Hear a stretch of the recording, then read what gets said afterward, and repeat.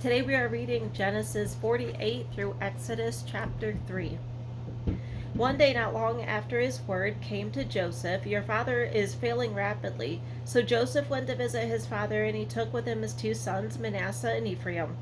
When Joseph arrived, Jacob was told, "Your son Joseph has come to see you." So Jacob gathered his strength and sat up in his bed. Jacob said to Joseph, "God Almighty appeared to me at Luz in the land of Canaan and blessed me.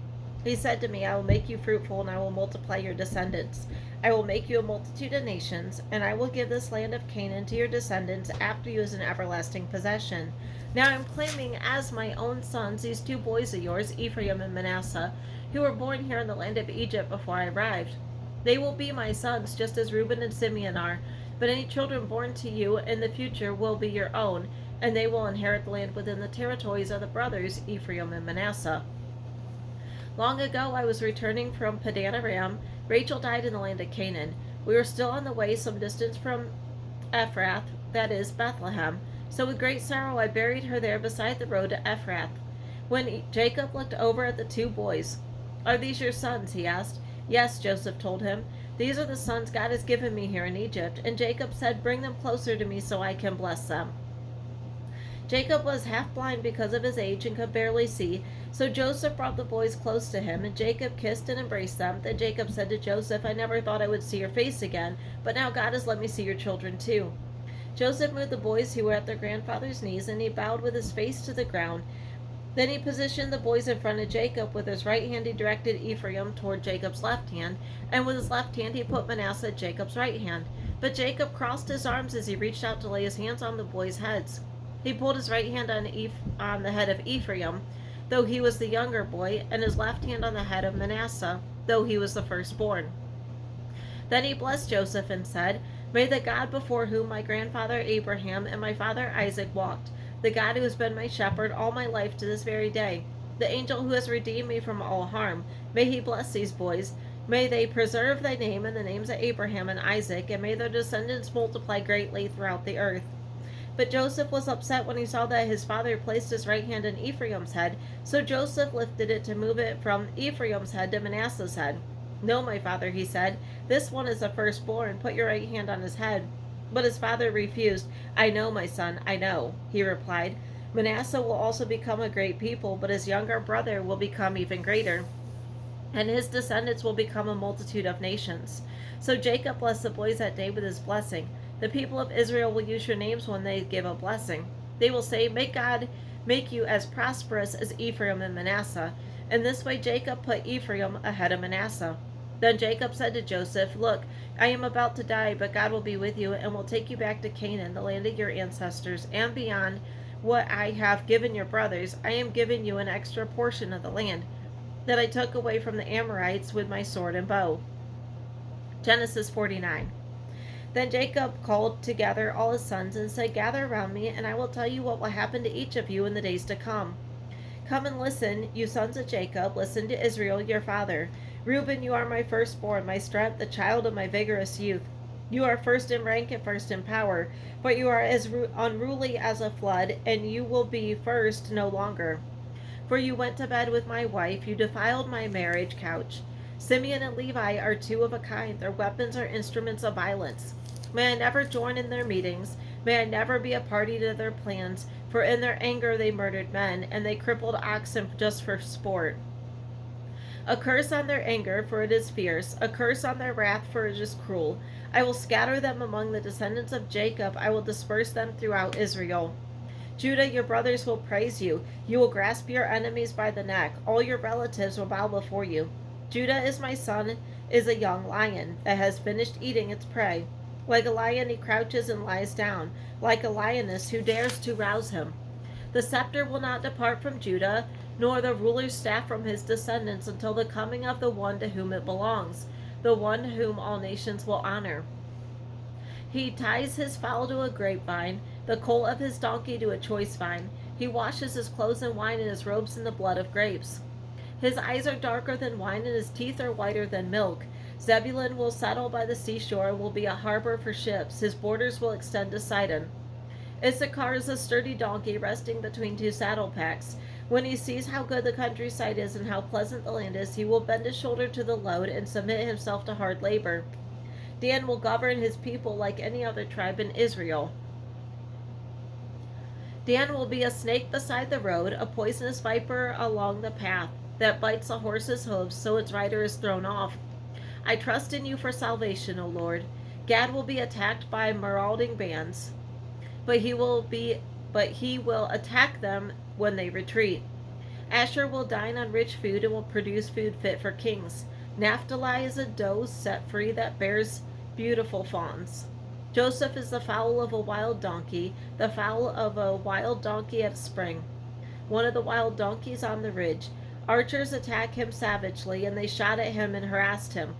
But his bow remained taut, and his arms were strengthened by the hands of the mighty one of Jacob, by the shepherd, the rock of Israel. May the God of your father help you. May the Almighty bless you with the blessings of heavens above, and the blessings of the watery depths below, and the blessings of the breast and womb. May my fatherly blessings on you surpass the blessings of my ancestors, reaching to the heights of the eternal hills.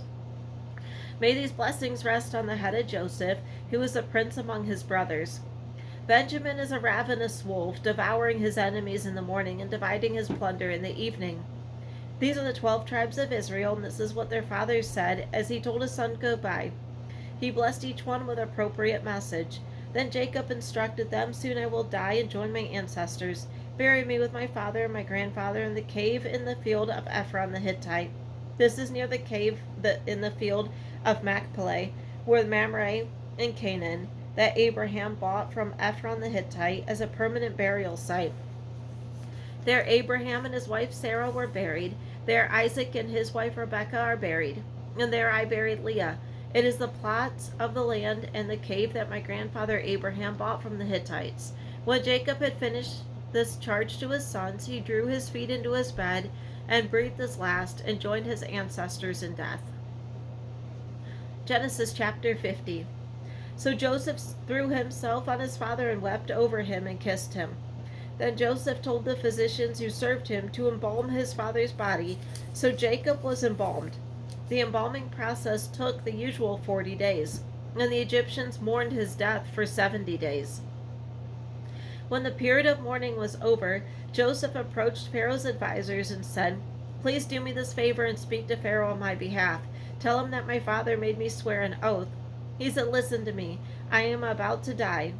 Take my body back to the land of Canaan and bury me in the tomb I prepared for myself. So please allow me to go and bury my father. After his burial, I will return without delay. Pharaoh agreed to Joseph's request. Go and bury your father as he made you promise, he said. So Joseph went up to bury his father, and he was accompanied by all of Pharaoh's officials, all the senior members of Pharaoh's household, and all the senior officers of Egypt. Joseph also took his entire household and his brothers and their households, but they left their little children and flocks and herds in the land of Goshen. A great number of chariots and charioteers accompanied Joseph. When they arrived at the threshing floor of Atad, near the Jordan River, they held a very great and solemn memorial service with a 7-day period of mourning for Joseph's father. The local residents, the Canaanites, watched them mourning at the threshing floor of Atad, and there they renamed that place, which is near the Jordan, Abel Mizraim, for they said, This is a place of deep mourning for these Egyptians. So Jacob's sons did as they had commanded him, and they carried his body to the land of Canaan and buried him in a cave in the field of Machpelah near Mamre. This is the cave that Abraham had bought as a permanent burial site from Ephron the Hittite. After burying Jacob, Joseph returned to Egypt with his brothers and all who had accompanied him to his father's burial. But now that their father was dead, Joseph's brothers became fearful. Now Joseph will show his anger and pay us back for all the wrong we did to him, they said. So they sent this message to Joseph. Before your father died, he instructed us to say to you, Please forgive your brothers for the great wrong they did to you, for their sin in treating you so cruelly. So we, the servants of the God of your fathers, beg you to forgive our sin. When Joseph received the message, he broke down and wept. Then his brothers came and threw themselves down before Joseph. Look, we are your slaves, but they said. But Joseph replied, Don't be afraid of me. Am I God, that I can punish you? You intended to harm me, but God intended it all for good. He brought me to this position so I could save the lives of many people. No, don't be afraid. I will continue to take care of you and your children." So he reassured them by speaking kindly to them. So Joseph and his brothers and their families continued to live in Egypt. Joseph lived to the age of 110. He lived to see 3 generations of descendants of his son Ephraim, and he lived to see the birth of the children of Manasseh's son Machir, whom he claimed as his own. "Soon I will die," Joseph told his brothers, "but God will surely come to help you and lead you out of this land of Egypt. He will bring you back to the land he solemnly promised to give to Abraham and to Isaac and to Jacob." Then Joseph made the sons of Israel swear an oath, and he said, "When God comes to help you and lead you back, you must take my bones with you." So Joseph died at the age of 110. The Egyptians embalmed him, and his body was placed in a coffin in Egypt. Exodus chapter 1. These are the names of the sons of Israel, that is Jacob, who moved to Egypt with their father, each with his family: Reuben, Simeon, Levi, Judah, Issachar, Zebulun, Benjamin, Dan, Naphtali, Gad, and Asher. And all Jacob had 70 descendants in Egypt, including Joseph, who was already there. In time, Joseph and all his brothers died, ending that entire generation. But their descendants, the Israelites, had many children and grandchildren. In fact, they multiplied so greatly they became extremely powerful and filled the land. Eventually, a new king came to power in Egypt who knew nothing about Joseph or what he had done. He said to his people, "Look, this people of Israel now outnumber us and are stronger than we are. We must make a plan to keep them from growing even more. If we don't, and if war breaks out, they will join our enemies and fight against us, and then they will escape from the country." So the Egyptians made the Israelites their slaves. They appointed brutal slave drivers over them, hoping to wear them down with crushing labor. They forced them to build cities of Pithom and Ramses as supply centers for the king. But the more the Egyptians oppressed them, and the more the Israelites multiplied and spread, and the more alarmed the Egyptians became. So the Egyptians worked the people of Israel without mercy. They made their lives bitter, forcing them to mix mortar and make bricks and do all the work in the fields. They were ruthless in all their demands. Then Pharaoh, the king of Egypt, gave this order to the Hebrew midwives, Shiphrah and Puah: "And when you help the Hebrew women as they give birth, watch as they deliver. If the baby is a boy, kill him. If it is a girl, let her live." But because the midwives feared God, they refused to obey the king's orders. They allowed the boys to live too. So the king of Egypt called for the midwives. "Why have you done this?" he demanded. "Why have you allowed the boys to live?" "The Hebrew women are not like the Egyptian women," the midwives replied. "They are more vigorous, and they have their babies so quickly we cannot get there in time." So God was good to the midwives, and the Israelites continued to multiply, growing more and more powerful. And because the midwives feared God, he gave them families of their own. Then Pharaoh gave this order to all his people: "Throw every newborn Hebrew boy into the Nile River, but you may let the girls live." Exodus chapter 2. About this time, a man and woman from the tribe of Levi got married. The woman became pregnant and gave birth to a son. She saw that he was a special baby and kept him hidden for 3 months. But when she could no longer hide him, she got a basket made of papyrus reeds and waterproofed it with tar and pitch. She put the baby in the basket and laid it among the reeds along the bank of the Nile River. The baby's sister then stood in the distance, watching him to see what would happen to him. Soon Pharaoh's daughter came down to bathe in the river, and her attendants walked along the river bank. When the princess saw the basket among the reeds, she sent her maid to get it for her. When the princess opened it, she saw the baby. The little boy was crying, and she felt so sorry for him. "This must be one of the Hebrew children," she said. Then the baby's sister approached the princess.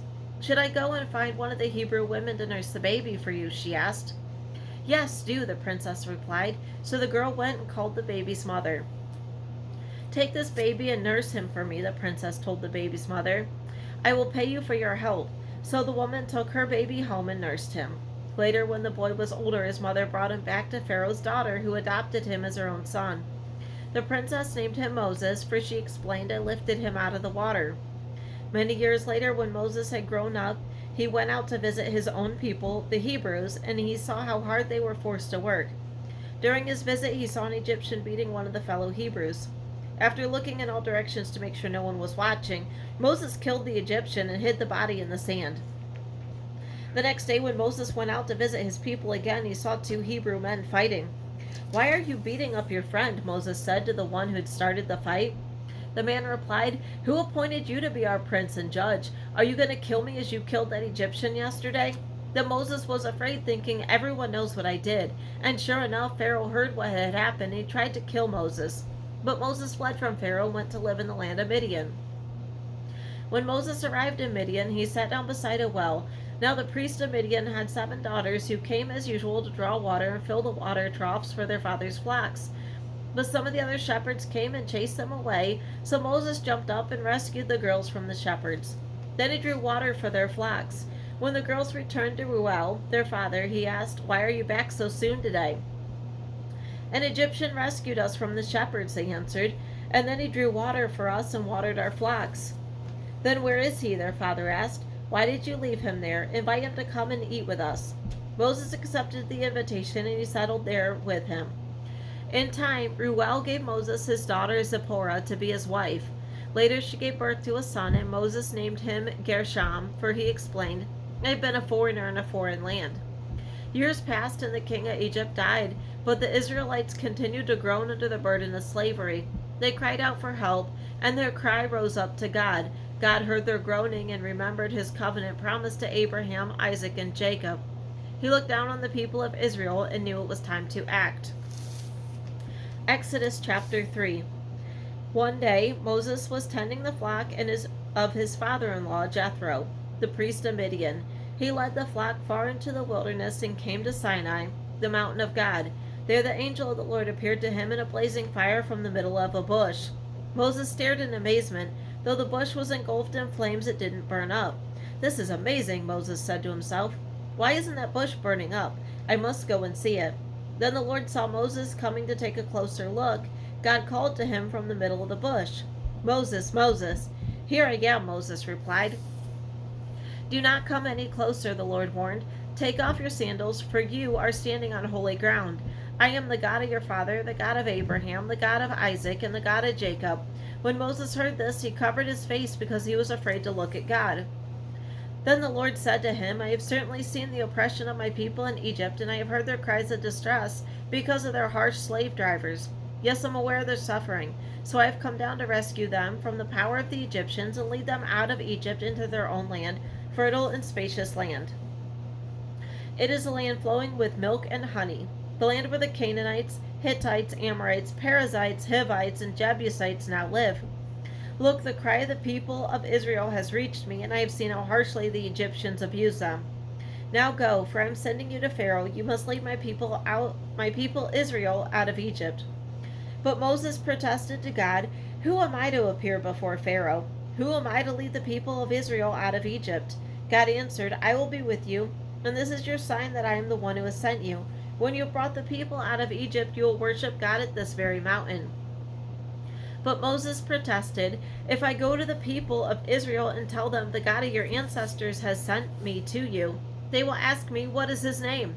Then what should I tell them?" God replied to Moses, "I am who I am. Say this to the people of Israel, 'I am has sent me to you.'"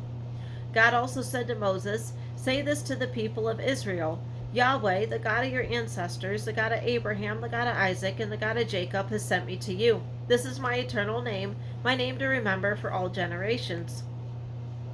Now go and call together all the elders of Israel. Tell them, "Yahweh, the God of your ancestors, the God of Abraham, Isaac, and Jacob, has appeared to me." He told them, "I've been watching closely, and I see how the Egyptians are treating you. I have promised to rescue you from your oppression in Egypt. I will lead you to a land flowing with milk and honey, the land where Canaanites, Hittites, Amorites, Perizzites, Hivites, and Jebusites now live. The elders of Israel will accept your message. Then you and the elders must go to the king of Egypt and tell him, 'The Lord, the God of the Hebrews, has met with us. So please, let us take a 3-day journey into the wilderness to offer sacrifices to the Lord our God.' But I know that the king of Egypt will not let you go unless a mighty hand forces him. So I will raise my hand and strike the Egyptians, performing all kinds of miracles among them. Then at last he will let you go, and I will cause the Egyptians to look favorably on you. They will give you gifts when you go, so you will not leave empty-handed. Every Israelite woman will ask for articles of silver and gold and fine clothing from her Egyptian neighbors and from the foreign women in their houses. You will dress your sons and your daughters with these, stripping the Egyptians of their wealth.